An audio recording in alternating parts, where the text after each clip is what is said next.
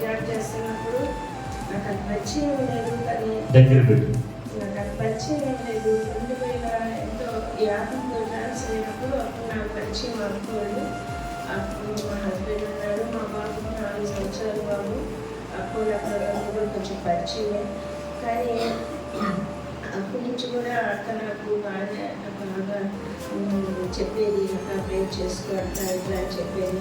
కానీ నేను కొంచెం ఆత్మీయతలో కొంచెం తక్కువగానే ఉండేదాన్ని, కానీ అక్క నాకు చెప్పేదా ఉండేది. కానీ అప్పుడు కూడా నాకు అంత అవగాహన లేదు. కానీ ఇటీవల ఈ ఆత్మీయతకు వచ్చినప్పుడు నేను ఇక్కడ ఈ ఊరికి ట్రాన్స్ఫర్ అయినప్పుడు అక్క వాళ్ళు అన్నవాళ్ళు అంటే అక్కడి నుంచి వచ్చిన తర్వాత అప్పటి నుంచి కూడా నేను అసలు నాకు అంతగా లేదండి, అంతగా ఉండేదాన్ని కాదు. అంటే ఎందుకంటే నేను ఒక ఆత్మీయ జీవితం పడిపోయినాను. కానీ ఇటీవల ఇక్కడికి వచ్చిన తర్వాత ఇక్కడ ఆనందసాగర్ మహిమలు వచ్చినప్పటి నుంచి కొంచెం అలాగా బాగానే ఉన్నాను అక్కతో. కానీ నాకు తెలియదు అక్కతో గడపాల్సిన విషయం, నాకు తెలియదు అసలు ఆత్మీయతే తెలియదు. కానీ ఇటీవల ఎప్పుడంటే మా హస్బెండ్ చనిపోయిన తర్వాత మా బాబు 4 years అయినప్పుడు అప్పుడు నుంచి నాకు పరిచయం. కానీ ఎప్పుడు అది నుంచి ఇక్కడికి వచ్చామో అప్పటి నుంచి అక్కడ దగ్గర సమీపస్థం ఉండేదని నేనే, కానీ అంతగా తెలియదు. కానీ ఒక మళ్ళీ రాను 2012 ఇక్కడ నేను ఫ్లాట్ తీసుకున్న తర్వాత అక్కడ నాకు కొంచెం తెలుసు. కానీ అక్కడ వాళ్ళకి అంటే నాకు తెలియదా. కానీ కొద్ది రోజుల తర్వాత మళ్ళా నేను అన్నసాగరం మాట్లాడడం ట్రాన్స్ఫర్ అయిన తర్వాత నాకు కొంచెం మార్పు వచ్చింది. మా హస్బెండ్ చనిపోయిన తర్వాత నాకు కొంచెం మార్పు వచ్చిన తర్వాత అక్క వాళ్ళతో కూడా నేను ఒక ప్రేరేపణ వచ్చేది. అక్క వాళ్ళ దగ్గరికి నేను కుటుంబ ప్రాంతంలో కూర్చోవాలి, వాళ్ళతో గడపాలి అని నేను పోయేదాన్ని. ఎందుకంటే నాకు కొంచెం మార్పు వచ్చిన తర్వాత అక్క అన్న దగ్గర కూర్చునేదాన్ని, కుటుంబ ప్రాంతంలో గడిపేదాన్ని. కానీ అప్పుడు కూడా ఎంతో వాళ్ళని చూసి నేను చాలా నేర్చుకోవాలనుకున్నాను. కానీ మళ్ళీ నేను ఈ జాబ్ పరంగా ఎంతో ఒత్తిడి ఉండేది, ఎంతో ప్రెషర్ ఉండేది. కానీ నేను నా ఆశ ఏంటంటే అందరితో కూర్చోవాలా, వాళ్ళతో నేను గడపాలా, వాళ్ళతో కూడా నేను వెళ్ళాలా అని నేను అనుకునేదాన్ని. కానీ నాకు సాధ్యపడేది కాదు. అని ఒక రోజు అయితే అది అక్క ఉన్నప్పుడు అక్క ఉన్నది కదా అర్థంగా మాట్లాడేది, కానీ చాలా హెచ్చరికలు ఇచ్చేది, చాలా కొలిపించేది. కానీ నాకు అంత అవగాహన లేదు, అంటే అంత ఆత్మీయతలు లేకున్నప్పుడు నాకు ఏమర్థం అవుతుంది అర్థం కాదు కదా. ఆమెను కొద్ది దినాల తర్వాత అక్క అస్వస్థతకు గురైంది. గురైన తర్వాత ఆమె కొద్ది 3 సంవత్సరాల్లో కూడా అక్క నాకు అంత తెలియదు. కానీ తీవ్రంగా కూడా ఒక ఇలా వాళ్ళ దగ్గర కుటుంబాన్ని కూర్చునేదాన్ని వస్తుండేదాన్ని. కానీ అక్కడి చూసి బాధపడేదాన్ని. బాధేం కాదు, ఎలా ఓర్చుకుంటుంది అక్క, నేను ఒక్కరోగానే బాడీ లేదన్నా బాగలేకపోతే ఎంత బాధపడతాను అక్క, ఏమి ఓర్చుకుంటుందని నేను లోపల అనుకునేదాన్ని. నాకు భయం వేసేది. ఏంటమ్మా అయితే ఒకటి చూశాను అట్లా, నేను మనం ఎదురు పడగానే అక్క ఆప్యాయంతో అక్క బాగున్నాం అంటది, నవ్వుతో బాగున్నాం అంటది. ఆయన ఎంత బాగున్నామో నన్ను బట్ట కలిగిస్తే బాగున్నాం అక్క అంటది. నేను అనుకుంటాను ఏమేమి ఎంత బాగున్నాం అంటే ఏంటి అని అనుకునేదాన్ని. ఎప్పుడేం బాగున్నాడా, అవ్వ బాగుందా, తాత బాగుందా, రంగులు బాగున్నాడా, అన్నమ్మ బాగున్నది, ఇదే పలకరింపు. ఎవరు కూడా పలకరించడం లేదు, ఆప్యాయత కట్టది, బాగున్నామక్క అన్నది.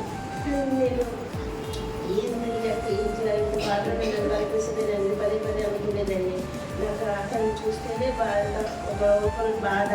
ఆయన ఆత్మీయంగా మాట్లాడద్ది. ఎవరు కూడా మన బంధువులు పలకరించు, మన తోబుట్టులు పలకరించు, మన తల్లి కూడా ఆటగా పలకరించదు. అమ్ముతా పలకరిద్ది, బాగున్నావక్కది. అంత స్థితిలో ఉన్నా. కానీ వాళ్ళిద్దరిని చూసి నేను నేర్చుకున్నానంటే అందరూ పడుకోగా 10 గంటలకు కూర్చుంటారు, కూర్చొని 1 గంట 2 గంటలకు ప్రార్థన చేస్తారు. నాకు సిగ్గు వస్తుంది, ఇంత బాగా ప్రార్థన చేసుకుంటున్నారని. కానీ నేను అనుకునేదాన్ని అక్కయ్య ముక్కులో కొట్టుకుంటారు, కొంచెం సేపు మన ముక్కులో ప్రతి ఓర్చుకుని తుమ్ములు వస్తాయి, కొట్టు వస్తుంది, ఊపిరాడదు. కానీ ఆమె ఎట్లా చేస్తుందా ఆమెతో కలిసి ప్రార్థన చేస్తుంది. నేను అది గమనించేదాన్ని. మళ్ళీ గమనించి నేను ఏముంటే ఈ అనంతసాగర్ మైండ్లో ఇచ్చిపెట్టాను. మళ్ళీ కావలి డివిజన్ మీద అందరికి గట్టిపల్లి చేస్తున్నారు.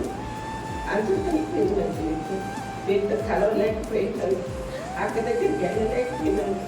కానీ ఇదే నాకు వాళ్ళ మధ్య నాకు ఎడబాటు. నేను ఎప్పుడు కూడా వాళ్ళ దగ్గర కూర్చోండి, ఎందుకంటే నా బిడ్డ కోసం ఎంతో ప్రార్థన చేశారు. వారి బిడ్డ కోసం కూడా ప్రార్థించుకోవాలని ఎందుకంటే నా పిల్లవాడి కోసం అంతగా ప్రార్థన చేశారు. నా నా వాళ్ళు, నా బంధువులు ఎవరు కూడా నా కోసం చేయలే. వాళ్ళు చేసిన ప్రార్థన ఫలితం నా కొడుకు తిరిగి మందిరంలో కూర్చోగలిగాడు.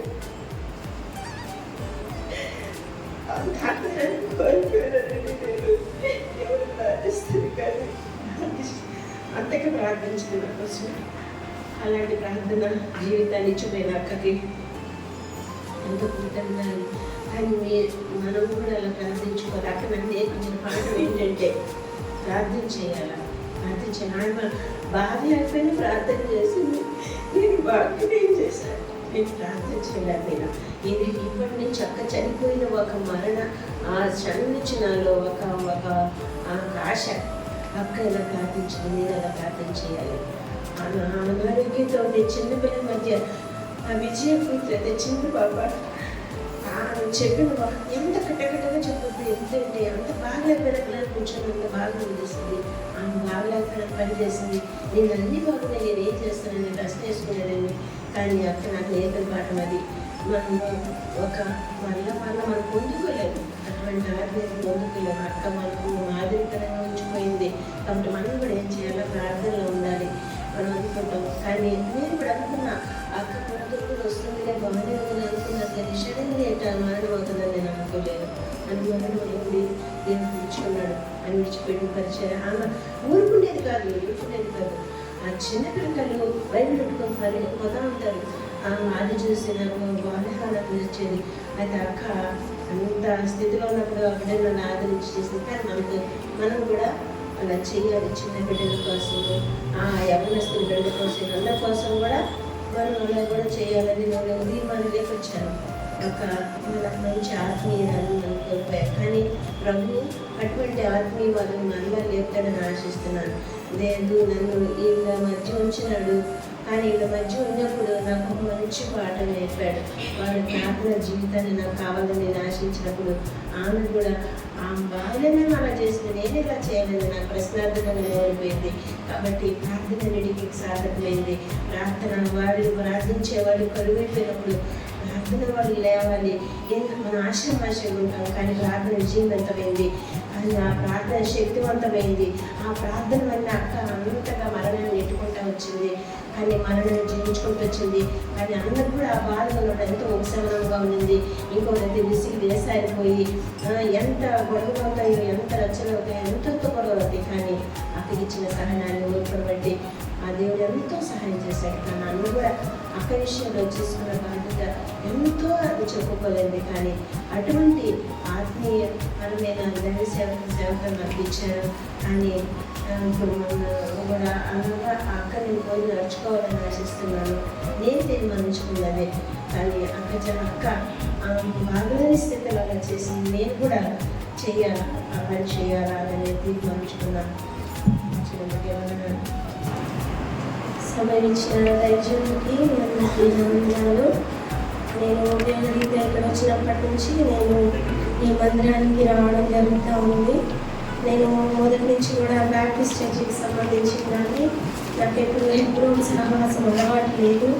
కానీ వచ్చినప్పటి నుంచి ఎంతో ప్రేమ నేను ఈ సహవాసంలో బతుకున్నాను. అక్కతో పరిచయం ఏంటంటే వచ్చినప్పుడు ఎవరైనా కూడా అక్క మందిరానికి రాదు కాబట్టి అక్క దగ్గరికి వెళ్ళి కనబడుతూ ఉంటాను. అలాగే నేను కూడా వచ్చిన కొత్తలో పిల్లలు తీసుకుని అక్క దగ్గరికి వెళ్ళాను. అది అలవాటు అయిపోయింది నాకు. ఇంకా ప్రతి సండే రావడం, అక్క దగ్గరికి వెళ్ళి కనిపించడం, వారు కొడుకులకి రావడం. నేను కొద్దిగా సమయం ఏమన్నా నాకు మందిరం ఇంకా స్టార్ట్ కాలేదు అంటే అక్క దగ్గరికి వెళ్ళిపోతా. ఆమె ఏదో వెళ్ళి కనిపించి ఆ దగ్గర ఏదో ఇదని కాదు, అదొక అలవాటు అయిపోయింది నాకు. ప్రతి వారకుడికి, ప్రతి సిస్టర్స్ మీటింగ్కి, సండే ఈ రీతిగా వెళ్తా, అక్క దగ్గరికి వస్తా.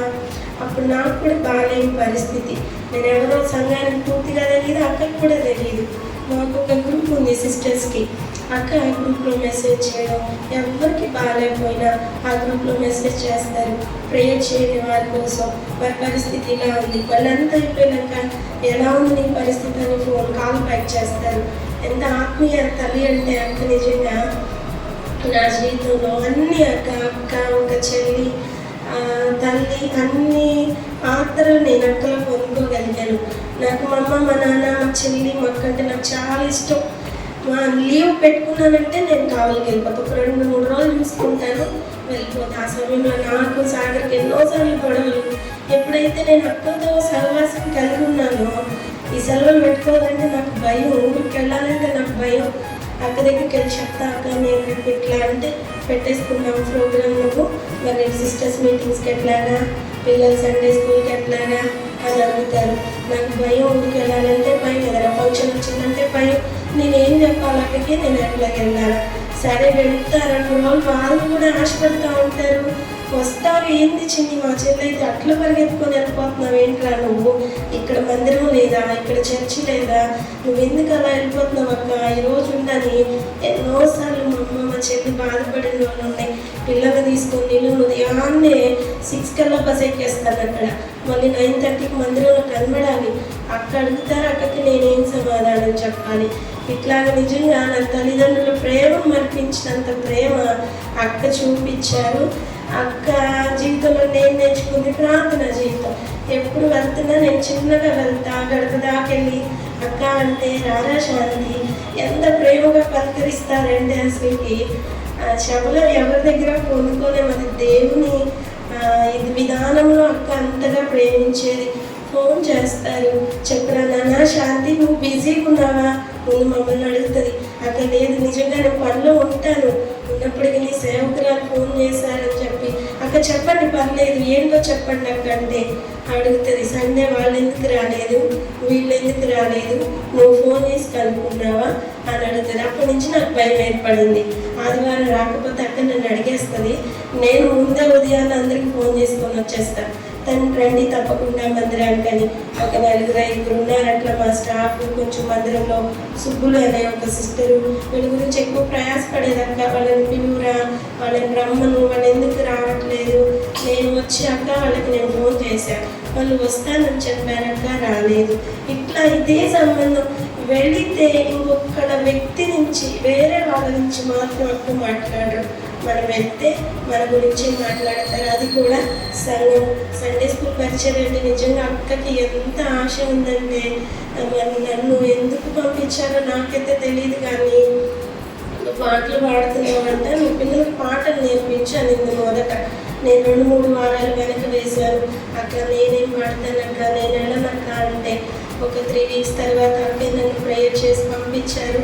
నాకు తెలిసి మరి నేను వెళ్తా ఉన్నాను. నేను ఇంకా నమ్మకంగా సండే స్కూల్ పరిచయంలో నిలబడలాగున మీరందరూ ప్రార్థన చేయాలి. అదేవిధంగా గ్రామాల పరిచయం కూడా అక్కే అప్పగించారు నాకు, అనురాధకి, స్వర్ణక్కకి. మా హాస్పిటల్ పక్కన ఎస్టీ కాలనీ ఉంది. అక్క పిలుపు మేరకు మేము వెళ్తా ఉన్నాము. ఒక్కనే అక్క రక్షింపబడిన కుటుంబం ఉంది. వాళ్ళు చక్కగా రావడం జరిగింది. ఎందుకు ఒక 4 వారాల నుంచి వారు రావట్ల. ఫోన్ చేసి అడుగుతున్నాను, వెళ్తానా, మేము పరిచయకి వెళ్ళొచ్చిన వెంటనే నాకు ఈవినింగ్ ఫోన్ చేయడం అలవాటు అక్కకి. అక్క వెళ్ళాము, ఇంతమంది వచ్చారు, ఇట్లా జరిగింది, పిల్లలు ఇంతమంది వచ్చారక్క, ఈ వాక్యం చెప్పామక్క అని. అక్క ఎప్పుడు మాట్లాడతారంటే వింటారు, టక్కన పెట్టేస్తారు ఫోన్. కొత్తగా నేను అనుకునేదని ఏంటి అక్క ఇట్లా పెట్టేస్తారు ఫోన్ అనుకుంటే, ఇక ఎక్కువ మాట్లాడరు. అవి ఏం చెప్పాలనుకున్నారు చెప్తారు, మన దగ్గర ఏం వినాలనుకున్నా వింటారు, టక్కన ఫోన్ పెట్టేస్తారు. ఎన్నోసార్లు నాకు కూడా శాంతి నీకు ఈ చీర బాగాలేదురా, ఏమనుకో బాగు అంటుంది. ఒక్కొక్కసారి ఈసారి బాగుందిరా, నీకు ఎక్కడ కొన్నావు అంటుంది. అట్లా ఆమె నచ్చదంటే ఏం లేదు, మొహమాటం లేకుండా చెప్పేస్తారు. దాన్ని నా వరకు నేనైతే అక్క చెప్పినవి సరి చేసుకుంటా వచ్చానని నమ్ముతా ఉన్నాను. బిడ్డల విషయం అయితే నిజంగా ఎంతగా పిల్లల కొరకు, సంఘంలో ప్రతి ఒక్కరి కొరకు వీళ్ళు వాళ్ళు అని లేదు. పురుషుల గురించి అయితే చాలామంది గురించి అక్క బాధపడేది. చాలామంది నేను అంతకుముందు లేకపోయినప్పటికీ అంతకుముందు జరిగిన పరిచర్య, అక్క ఎలా చేసిందో, ఎలా మందిరం కట్టారో, ఎవరెవరు అక్కడ ఉన్నారో, అక్క స్థితి ఎలా ఉంది, అక్క బాగున్నప్పుడు ఎలా పరిచర్య చేశారో ఇవంతా కూడా నాతో పంచుకుంటూ వచ్చేవాళ్ళు. సాటర్డే మా సిస్టర్స్ మీటింగ్ 5:30కి అయిపోతుంది. మేమంతా ఒక ముగ్గురు, అదొక ఆనందమైన సమయం. అక్క దగ్గరికి వెళ్ళడం, వెళ్ళి ముగ్గురు అక్క దగ్గర కూర్చుంటాం. ఆ కొత్త గొప్ప కొన్ని టీ ఇస్తారు. అక్క మీరు తాగారా అంటే అక్క ఇంకా వ్యక్తులు పెట్టి కొంచెమే, అక్కడికి క్వాంటిటీ కదా అంతా తాగుతారు, ఏదైనా పెడతారు, కొంతసేపు మాట్లాడుకుంటాం, ప్రేయర్ చేసి పంపిస్తారు. 7 అయిపోద్ది. నిజంగా నాకైతే నాకు వెళ్ళబుద్ధి కాదు. అయిపోయింది రా పో, పిల్లలకి ఏం వండి పెట్టవా అంటారు. ఉదయం వండిని ఉన్నాయక్క, వెళ్ళంత అన్నం వండేసుకుంటే సరిపోతుంది అంటే. అదేవిధంగా సాయంత్రికి నాకు ఏదైనా చిన్న సమస్య వస్తే నిజంగా ఆ రోజు ఏం జరిగిందో పుల్లగుచ్చినట్టు మొత్తం అక్కడికి చెప్పేస్తాను నేను. ఎందుకంటే ప్రార్థన చేస్తారు సేవకులు. ఆ చేయడం ద్వారా మనం భద్రతగా కంచె వేస్తారు మన వైపు. అట్లాగే ఎన్నో వాళ్ళు ఇక్కడికి వచ్చినాక నాకు సాగిపోయి చాలా మనస్పర్ధలు వచ్చాయి. ఎన్నోసార్లు అసలు నేను వెళ్ళిపోవాలనుకున్నాను, ఎన్నెన్నో తలొచ్చా. కానీ అక్క ప్రేర్ చేసుకో, కొద్దిగా వచ్చుకో శాంతి, నువ్వు ప్రార్థన చేసుకో. అట్లా నా కుటుంబాన్ని కూడా అక్కే నిలవబెట్టారు. పిల్లల విషయం వస్తే నా పిల్లలని కాదు, ప్రతి పిల్లలు అలాగే ప్రేమిస్తారక్క. ఏమండి పెట్టారు వాళ్ళకి, ఏం చేసుకున్నావు శాంతి, వాళ్ళు కూడా ఏం చేస్తావు సాయంత్రానికి, ఇలాగ ఎంతో ప్రేమగా పలకరించి ఆదరించే అక్క లేకపోవడం బాధే. కానీ మనం ఎవరో ఇక్కడ శాశ్వతం కాదు, రేపో ఎల్లుండో వలసలో ఒక్కొక్కరు వెళ్ళిపోవాల్సిందే. కానీ మన ముగింపు ఎలా ఉంది, అక్క నిజంగా అక్కడ జరుగుతూ ఉంటే అక్కను అక్కడ పెట్టి, నేనే అనుకున్న ఒక పెళ్ళో ఏదో ఫంక్షన్ జరుగుతూ ఉంటే ఎలా ఉంటుందో అటువంటి వాతావరణం అక్కడ చూస్తూ వచ్చాను నేను. లైవ్లో చూసిన మా వదిన, మా అమ్మ వాళ్ళు చూసి వాళ్ళే చాలా కన్నీరు పెట్టుకున్నారన్న. దూరంగా ఉండి లైవ్ చూసి మీకే అంత బాధ ఉంటామా, దగ్గరగా ఎన్నో అక్కతో ఉన్నాను, నేను ఎందుకు పరిగెత్తుకొని వచ్చేసాను మీకు ఇప్పుడు అర్థమై ఉంటుంది. అంటే అవును రాచిని, ఎప్పుడు ఉండమన్నా వండుకొని వెళ్ళిపోయేదాన్ని. నేను ఒకటే చెప్తా, మంచి సేవకులు దేవుడు మాకు ఇచ్చాడు, మంచి సంఘాన్ని మాకు ఇచ్చాడని నేనైతే ఆత్మీయంగా ఆనందిస్తూ ఉన్నాను. నన్ను వచ్చిన పరిచర్యలో, గ్రామాల పరిచర్య, బిడ్డల మధ్య పరిచర్యలో నిజంగా అయితే నాకు ఏ జ్ఞానం లేదు. ఏదో బైబిల్ చదువుకుంటాం, ప్రేయర్ చేసుకుంటాం, ఇంతకు మించి లేదు. నా గురించి ప్రత్యేకంగా ప్రార్థించండి, ఎందుకంటే అప్పచెప్పి వెళ్ళారు అక్క పరిచర్య. ఆమెకి ఎంత భారం అంటే, పిల్లలు శాంతి అప్పుడు 70 మంది వచ్చేవాళ్ళ, ఇన్ని క్లాసులు పెట్టేవాళ్ళం, ఇలా చెప్పేవాళ్ళు, ఇలా బుక్స్ తెచ్చుకునేవాళ్ళం. మేము రీసెంట్గా కూడా ఎంత ప్రయాసపడి అక్క వాళ్ళకి బుక్స్ తెప్పించారు. ఆ బుక్స్ తెప్పించినా కూడా మేము ఎంత అయినా కూడా కొంత నిర్లక్ష్యంగానే ఉంటా ఉన్నాము. ఆ రీతిగా సండే స్కూల్లో ఉన్న మా ముగ్గురు కొరకు మీరు ప్రార్థించండి. అక్కతో అనుభవాలు అనే విషయానికి వస్తే స్త్రీలుగా అన్నకి చెప్పుకోలేదు. మేము ప్రతిదీ అక్కడికి చెప్తాము. అక్క సమయానుకూలంగా అన్నయ్యకి చెప్తారు. తర్వాత ఎప్పుడైనా అక్క చెప్పిందమ్మా ప్రార్థన చేస్తాను ధైర్యంగా ఉంది, అక్క చెప్పిందమ్మా, అట్లాగా అక్కతో అంత అనుభవంగా ఆనందంగా గడిచాయి. ఇవి చూస్తా ఉంటే నాకు అదొక అయిపోగానే సండే స్కూల్ అయిపోగానే నేను వెళ్ళిపోతాను అక్క దగ్గరికి. వెళ్ళిపోయినాక అక్క చెప్పాను, అక్కే నాకు వచ్చి చెప్పు అని ఎప్పుడు అడగలేదు. కానీ నేనే ఎందుకు అలా అలవాటు చేసేసుకున్నాను. ఆమెతో ఎక్కువ వెళ్ళడం, కనపడడం, రావడం. అక్క పిల్లలు ఎంతమంది వచ్చారు, మగ పిల్లలు, ఆడపిల్లలు ఎంతమంది వచ్చారక్క, ఈరోజు ఈ కథ చెప్పామక్క. అక్క ఇంకా కాదురా, బుక్స్ ఇచ్చాను కదా, ఎందుకు మీరు ఎగ్జామ్స్ పెట్టట్లేదు, ఒక క్వార్టర్ అయిపోయింది, ఎందుకు మీరు ఇలా ఉన్నారు. లాస్ట్లో ఆమె ఇంకొక 2 డేస్లో చనిపోతారనగా కూడా వీళ్ళకి పేపర్ ప్రిపేర్ చేయాలని ఎంతో ప్రయాసపడ్డారు. వీళ్ళెవరు బుక్ ఇవ్వలేదంట, లేకపోతే అక్క బుక్ ఇచ్చిండుంటే చక్కగా అది కూడా ఎగ్జామ్కి వీళ్ళకి ఇచ్చిండేదేమో. అట్లాగా అక్కతో ఎంతో సన్నిహితమైన సంబంధం దేవుడు నాకు ఇచ్చాడు. ఆ అనుభవంలో ఎలా ప్రార్థన చేసుకోవాలి, కుటుంబాన్ని ఎలా కట్టుకోవాలి, బిడ్డలను ఎలా పెంచుకోవాలి, భర్తకి ఎలా లోబడి ఉండాలి, సంఘంలో ఎలా ఉండాలి, బయట ఎలా ఉండాలి, ఈ రీతిగా అనేక విషయాలు అక్కతో నేను నేర్చుకుంటా వచ్చాను. ఆ రీతిగా ముందుకు సాగడానికి మీ అందరి ప్రార్థనలను జ్ఞాపకం చేసుకోమని ఈ చిన్న సాక్ష్యము ధైర్యం నుంచి కూడా ఎక్కువగా సమీపంలో నేనే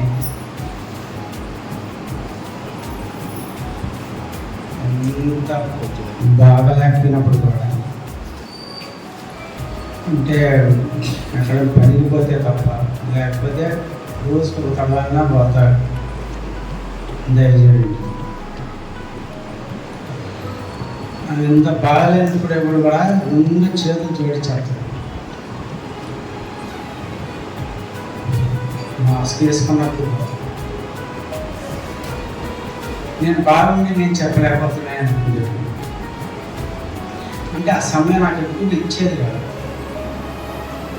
నేను కొన్ని సమయాలు చెప్తా వచ్చినాను.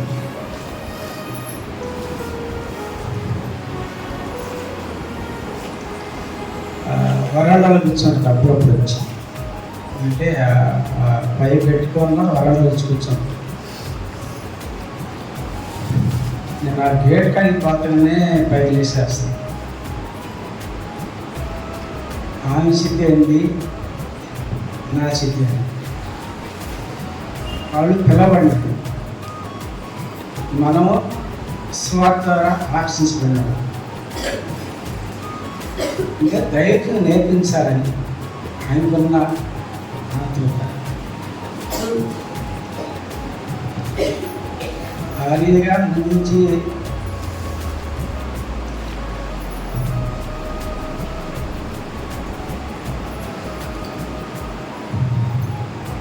సంఘానికి కానీ మేము వయసు ఎక్కువే అయినా కానీ ఆమె ఆ రీతిగానే ఇప్పుడు ఇందాక చెప్పినాడు తల్లి అని మాట.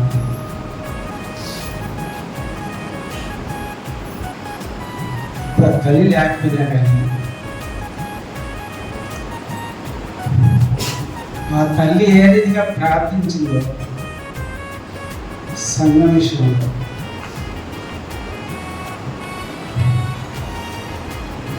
యవనస్తుల విషయంలో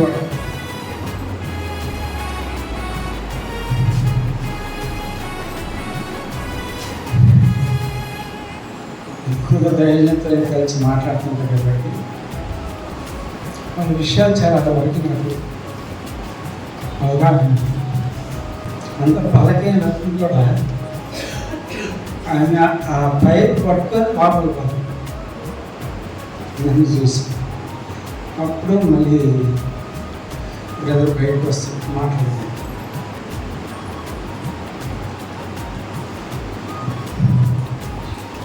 నేను చూసి నుంచి ప్రార్థన చేస్తాను. అంటే నా అనుభవం ఈమెకి ఇంత శక్తి లేదు కదా, ఈ శక్తి ఎట్లా వచ్చింది అనేది ఒక నాలో కలిగిన దేవుడు పొందుతాను కదా.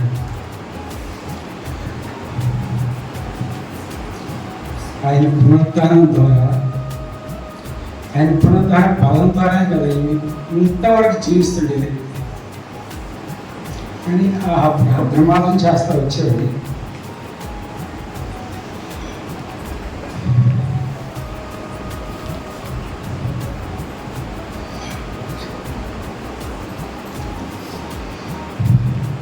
ఇప్పుడు దైవజనుడు ఒక్కడే అంత ప్రార్థనా పరులు అయిపోతుంది.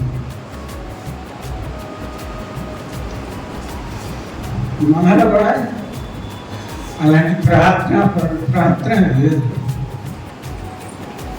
తల్లి అనే మాట పనులు ఎంతో మంది ఉన్నారు. అలాంటి స్థితికి వస్తే ఆయన సంతోషిస్తుంది. ఈ సంఘాన్ని చూసి,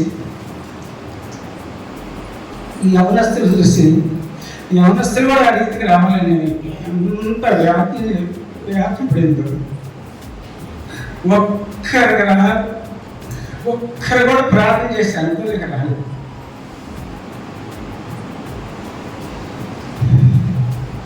నిన్న నుంచి ఈరోజు వరకు 4 గంటల వరకు పడ్డాను. ఉదయకాలం గొప్ప ప్రార్థన చేసుకునే అవకాశం లేకపోతే నేను సిద్ధపడలేదు. అయినా ఆయన కృపను బట్టి 4 మార్లు చెప్పలేదు. ఇక అందరికన్నా వందనాలు.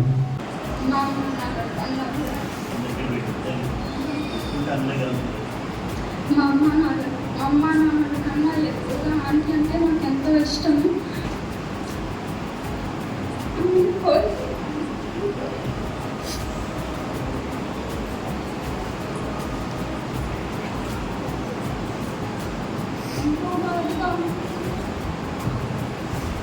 ఆంటీ అంటే మమ్మల్ని బయటగా పెంచింది, అంటే క్రమంగా మమ్మల్ని పెంచింది.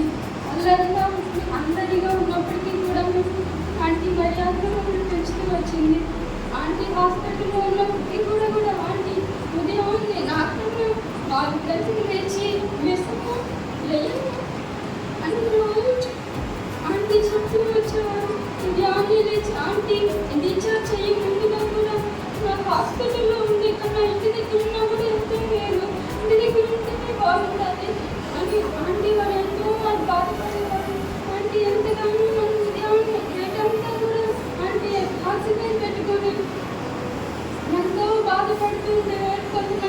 రోజు వచ్చేవారు, కొంతమంది వచ్చేవారు కాదు. అన్నప్పటికీ ఆంటీ అలాగే మార్చుకొని ఉండేది. చేస్తామా ఎందుకు ఈ వారం మమ్మల్ని బళ్ళు తీసుకెళ్ళకపోయాను. నేను 2 ఆదివారాలు అయిపోయాయి, బళ్ళు తీసుకెళ్ళకపోయాను. నువ్వు కూడా మధ్యకు పోగొట్టుకున్నాను. ఇప్పుడు నువ్వు ఇక్కడ ఉన్నావు, నేను ఇక్కడే ఉన్నాను. ఇప్పుడు మన ఆదివారం ఎలా జరిగింది అని చెప్పేవారు కూడా ఎవరూ లేరు. చెప్పేదాన్ని నువ్వు కూడా ఇక్కడే ఉన్నావు. మనం ఎంతో జాగ్రత్తగా ఉండాలి అని ఆంటీ చెప్పేవారు. ఆంటీ లాస్ట్గా చెప్పి నాకు మాట్లాడితే రీఛార్జ్ అయిపోతాను అనగా అమ్మమ్మ ఆంటీ చెప్పేవారు, మెర్సీ అమ్మమ్మ నీకు బాగా చూసుకుంటావా? ఆంటీ అమ్మమ్మ దగ్గర ఆంటీకి ఉండేది. అంటే సౌమ్య కన్నా ఇంకా బాగా చూసుకో అని చెప్పారు. మళ్ళీ ఇంకొక అంకుల్ దగ్గర ఉంటావా నువ్వు అన్నట్టు అంకుల్ దగ్గరే ఉంటాను ఆంటీ. సిక్స్లాక్క చూడు ఎలా దొరికింది, వయసులో ఎంతో తక్కువ ఉన్నాయి. మీరు తినక సరిగా తినక ఇక్కడ అయిపోయేవారు. పుస్తకాన్ని అంకుల్ ఎంతో బాగా చూసుకో అని చెప్పారు. ఆంటీ ఇంకా మనం వెళ్ళిపోతాం కదా ఆంటీ అనేసి వెళ్ళిపోతాంలే. డింపుల్ కట్టారు మమ్మీ అని వెళ్ళిపోయాము. ఎందుకో మరి మమ్మీ ఈసారి ధైర్యంగా ఉన్నాము. ఇప్పుడు వచ్చినా కూడా ఇబ్బంది. ప్రతిసారి గుంపులుగా వెళ్ళాము. కానీ ఈసారి అయితే గుంపులుగా లేకుండా నెమ్మదిగా ఈసారి హాస్పిటల్లో ఉంటాము. అంకుల్ కూడా కొంచెం ధైర్యంగా ఉంది. ఎందుకు మరి ఈసారి నెమ్మదిగా మేము ఉన్నాము అని చెప్పారు. అందరికీ ఉన్నాను. అక్క పిల్లలంటే చాలా అభిమానం, బాగా క్రమశిక్షణతో పెంచుతుంది అని చెప్పారు ఇంతమంది సాక్ష్యం. అయితే నేను అనుకుంటున్నాను, ఈ తల్లిదండ్రులకి సంబంధం లేకుండా ఆమె బాగుంటే దత్తత తీసుకుంటే బాగుంది అనిపించేది నాకు. ఆమె దత్తత తీసుకొని ఆమె క్రమశిక్షణతో పెంచుంటే ఎంతో ఆనందపడేవాడిని నేను అనుకుంటున్నాను. అక్కని అక్క అని నేను చూస్తున్నాను కదా. నాకు చిన్నవాళ్ళని అక్క అన్న అని అంటే ఆయుర్దాయం తగ్గిపోతుందని చెప్పి అంటారు పెద్దోళ్ళు. నాకైతే తెలియదు. నేను ఆయుర్దాయం తగ్గించిననేమోనని నేను బాధపడుతూ ఉంటాను. అయితే బడేరి నుంచి నేను వెళ్ళిన తర్వాత ఆమె మా పిసికెళ్ళ నేనైతే 7 గంటలకు తెలియదు పైకి ఎప్పుడు కూడా. వాస్తవం అండి ఇది. ఆమె పని శరీరం సహకరించక పడుకుని పడుకున్న తర్వాత నేను ఎప్పుడు నేను 5 గంటలకే, ఆయన బాగా లేకుండా 4 గంటలకు లేచి ప్రార్థన చేస్తామంటే మనం అన్నీ బాగుంటే మనం 5 గంటలకు లేవలేమా అని ఆమె లేపిన నేను ఆ రోజు. ఆమె ఆ మాట విని చాలా దుఃఖపడేది. నేను శేనన్న, సాగర్ అన్న, రమేష్ అన్న, తిమోతి అన్న ఇలా పిలుస్తూ ఉంటాను వాళ్ళని. అయితే నాకు ఒక అనుభవం, ఇక్కడే ఉన్న శేనన్న ఒరే అంటే అను, లేదా శేన అంటే అను అన్న అని మాత్రం అనకాదు. సరే అన్న అన్నలే, నా వల్ల మీరు ఆయుర్దాయం తగ్గిపోతుందని నాకు సంతోషం కాదు. అన్న అంటే అప్పుడే అంటుంది అంతే కదా. నాకు అలవాటు అయిపోయింది అన్న. అన్నయ్య అంటే లేదు, అన్న అంటే అప్పుడే అంటుంది. సరే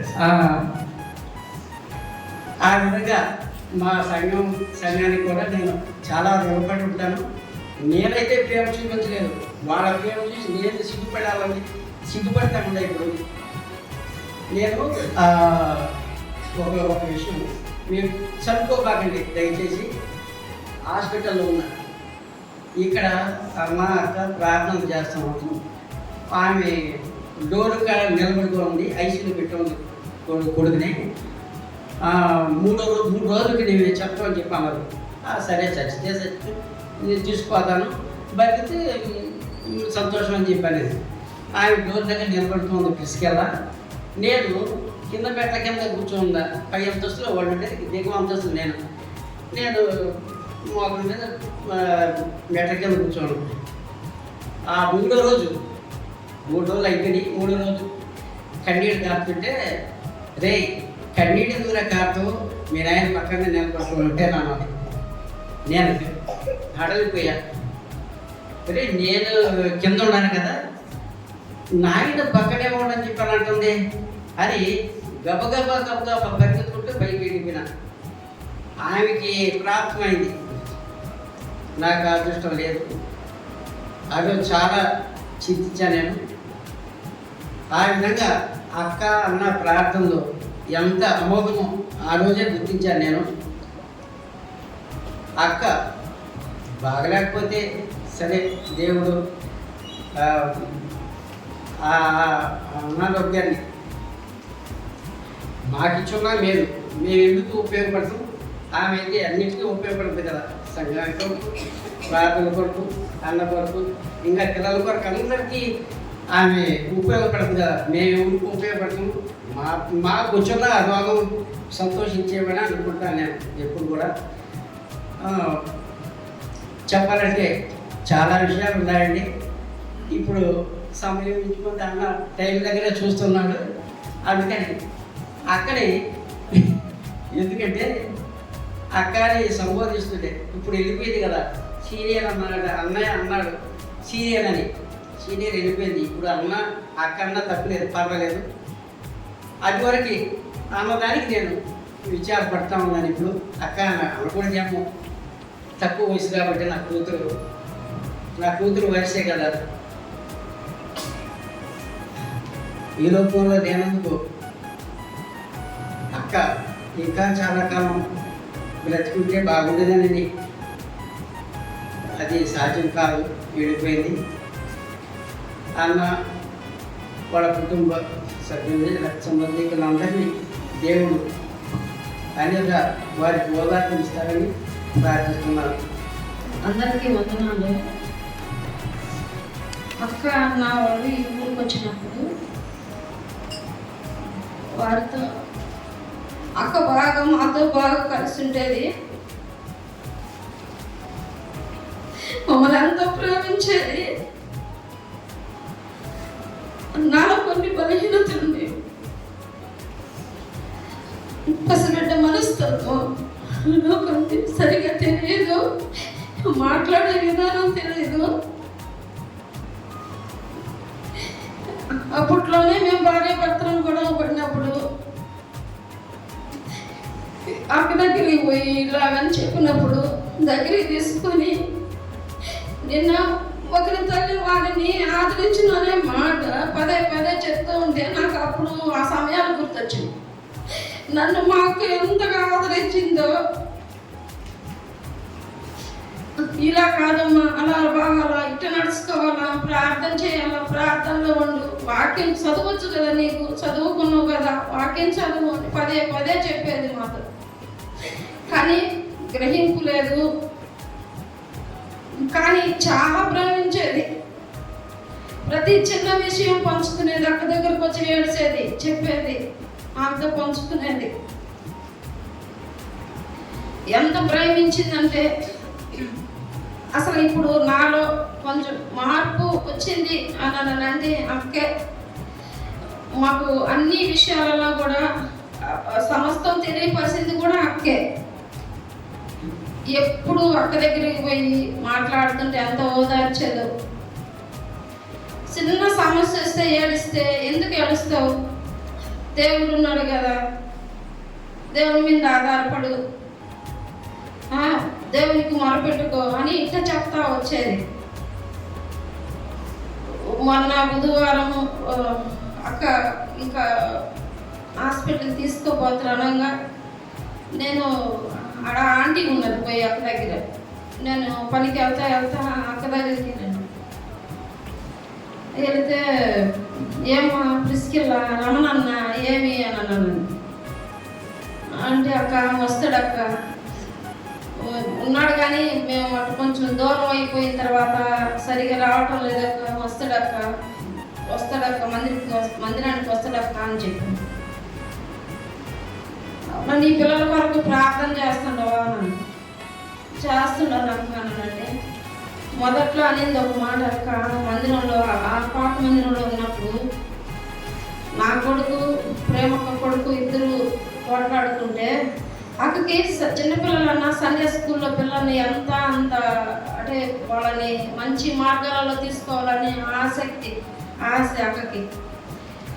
ఆ పిల్లల్ని సరిగా పెంచడం లేదని పదే గతిచ్చేది నన్ను. ఒక మాట అనేది, నీ కొడుకులు మూర్ఖులమ్మా, వారి కొరకు నువ్వు ఎంత ప్రార్థించినా చాలు, నువ్వు ప్రార్థనలో ఉండాలనేది అదే మాట ఇప్పటికి కూడా నన్ను అడుగుతాను.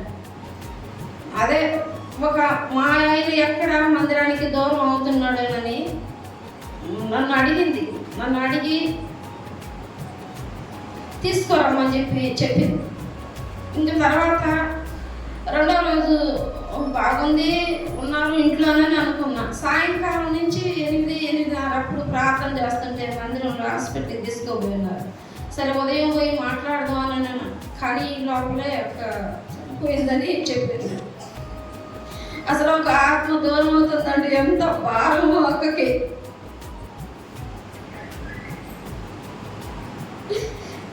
అందరి కొరకు ఎప్పుడు ప్రార్థించేది, మా అందరి కొరకు. మా అందరి వల్ల మార్పు వచ్చిందంటే దానికి కారణం ఒకే. నేను ఎప్పుడు ప్రార్థనలో బలహీనంగానే ఉండేది, కానీ నన్ను ప్రార్థనలో బలహీనంగా ఉండొద్దు నువ్వు అని నేను హెచ్చరిస్తుండే.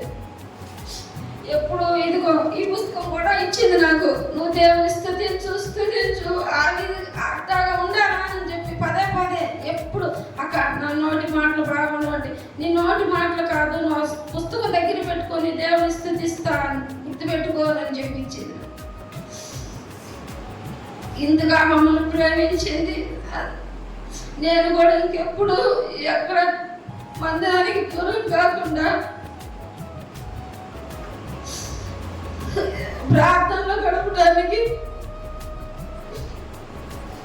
ప్రార్థించండి.